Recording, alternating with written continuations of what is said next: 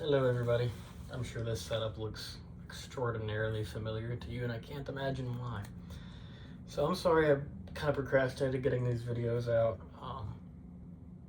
This video right here will be the June video, so what happened to me in June. So for May to June I did end up switching sites, but probably the thing you would care about the most about June is that I took my boards on June 3rd. So our boards were the first week of June. We did get a full week off for clinicals for them. We were able to schedule them in whatever city that we were in. But yeah, that whole week was just cramming last minute stuff that I forgot about and just trying to make ends meet as much as possible before I took them. So it was a pretty interesting week overall. The boards are broken up. This is off the top of my head. It's 2 blocks of 90 questions each with 110 minutes per block and a 15-minute gap between. So it's a substantial exam. It's not half as bad as the MCAT, but it's definitely up there. While the MCAT is very broad, this exam was very specific. In some ways, it was kind of like every other exam I've ever taken, where Question 5 would be, okay, you have a patient with a blood pressure of 20/10. What do you give? It's like, one of the answers is epinephrine, the other one's propofol. It's like, okay, well, it's obviously epinephrine. And then question 8 would be, oh, patient has a sclerodermal mass on their third genticulate that only presents if they sneeze too hard in a Hardee's on a full moon. It's like, I have no idea what any of those words mean at all, so I'm just gonna guess. So those were the tough questions, but I feel like there was enough that I knew where I would do good on it. And as of recording this video, I still do not have my score, so I do not know if I passed, which is fantastic. Don't love that, but it kind of just is what it is. They said it would take 4 to 6 weeks to get results, and this is currently week 7, so we'll see. But that's neither here nor there. Yeah, so some of the questions were impossible. Other questions were pretty straightforward. I felt like it was a pretty evenly matched exam. So I just don't know how I did is the problem. What I try to do on all my exams is I'll go through at the end and kind of tally up, like, okay, I think I got this one wrong, that one wrong, and whatever, and make a running total. I score predicted that I got about an 80% at the end of the exam. So we'll see how I ended up doing, but that's what my predicted score was. When I did a predicted score on our mock exam, I want to say I was within 5 points of my predicted, so I have reasonable confidence that I passed, however, enough doubt to where I'm not celebrating yet, so we'll see, but not much I can say about that. So anyways, I did move sites between May and June, and this new site it was a good bit more intense. There was probably double the number of ORs, double the number of out of OR sites, and the cases were probably double the difficulty. So it was an all-around step up.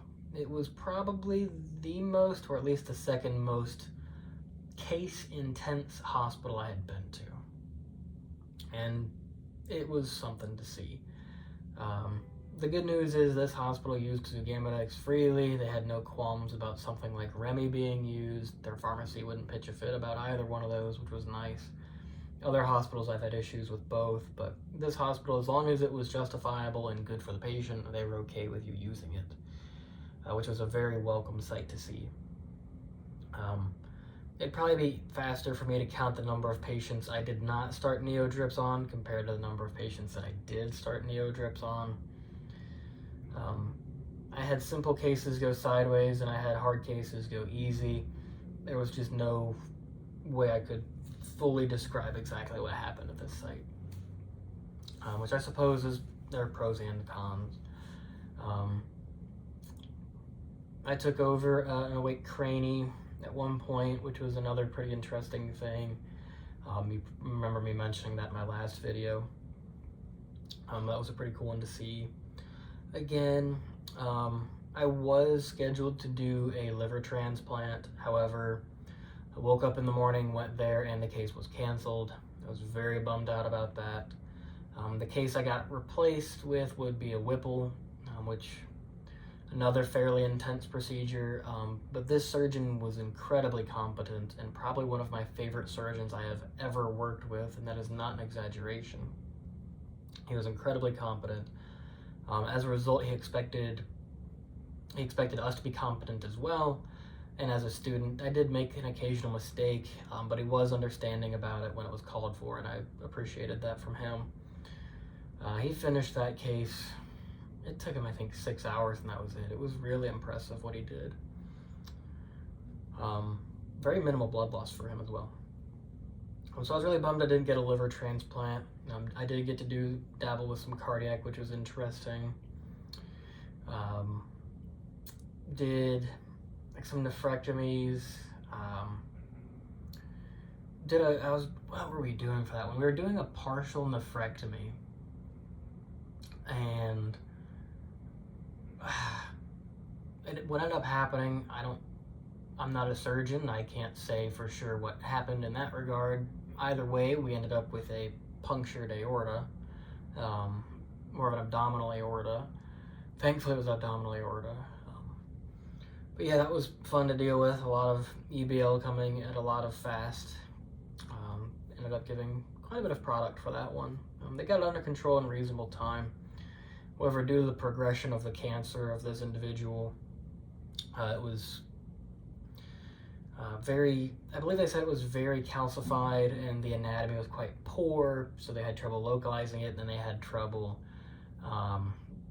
figuring out the best way to fix it without causing more damage. So that case was a bit of a challenge. It ended up going well, at least from anesthesia's perspective.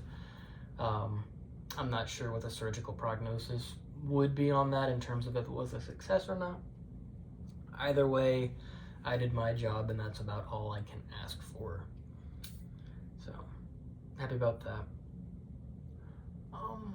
At this hospital, I did learn a unique way of waking patients up using REMI, which I thought was pretty cool. One of my preceptors did almost exclusively craniotomies and large spine cases involving REMI. In fact, where they trained, it was almost exclusively a neuro facility. So I learned from this person, and the way they did it, they cut the REMI off way after the propofol, to the point where the patient would be nearly awake, and then they would cut the REMI to cause a really smooth wake up, and I thought that was fascinating. I've since tried it 2 times since then, and both times it was successful. So I thought that was pretty interesting to see. Pretty fun to work around with that and get a feel for that. Have another tool in my belt for those, which was really cool. That was really cool.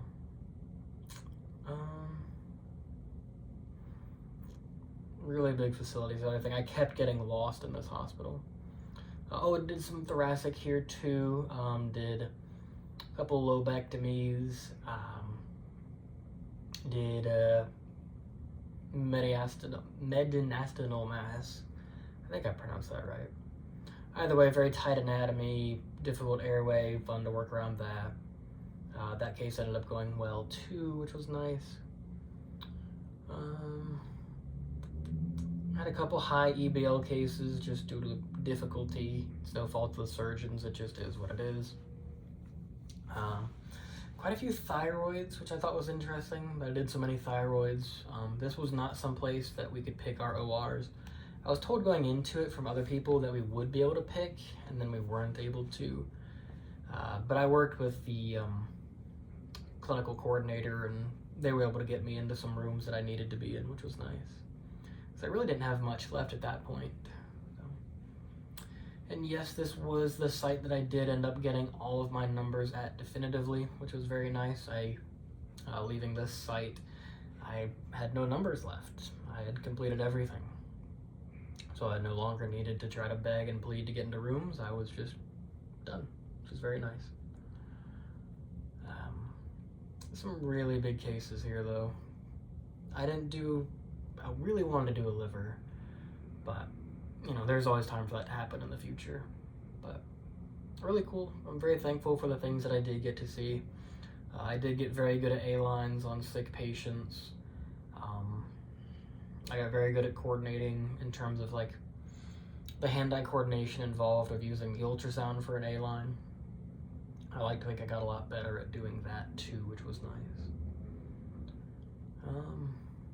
If I had to pick something about this site that stood out, it's just the sheer size of the cases that they did. I mean, they were doing some really big cases, transplants, cardiac, vascular. I mean, you name it, they were doing it, and they were doing it well. It was a really cool sight to see. This place did not have McGraths in every room. Almost every place I've gone to has had McGraths in every single room. This place did not. So it was fun to get to use a DL blade again, just get to use the classic Mac and just go back to, all right, you gotta sweep the tongue and you gotta lift and be precise and get the tube in there. That was pretty fun. I do kind of wish they had McGrath just for the security of it, but it kind of just is what it is. Schedule at this site was 4/10s, so kind of my happy medium schedule. It meant I was able to go home on weekends. I would leave right after my shift, go home, pack, and then head back to family, which was nice. So, just a pretty interesting month. Nothing super crazy. The burnout did set up a good little bit. The 10s got long. But I wasn't at this site for very long just because I did already take boards at the start of that month, which meant that I lost a week. So, nothing too crazy there. So, try to think of anything else I saw that was too crazy.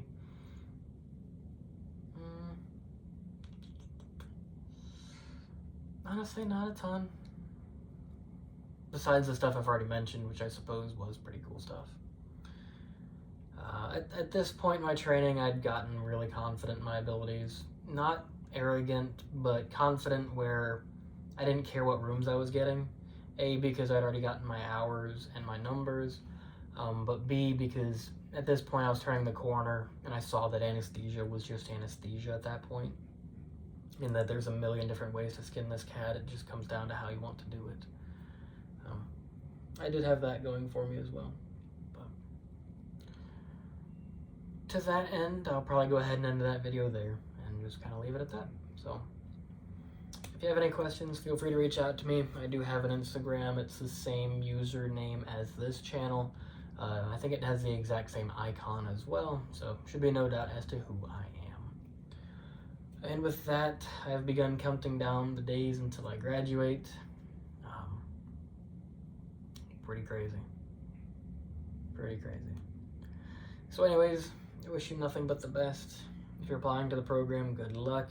If you're using these to see what your next clinical site could be like, then hey, it's gonna be okay. Just keep plugging and chugging. Because at the end of the day, what really matters is how hard you work, not where you work. Don't know where I was going with that. Hard work in this program does pay off. So that's the good news for you. But anyways, I'll catch you in the next video. Have a good one. Bye.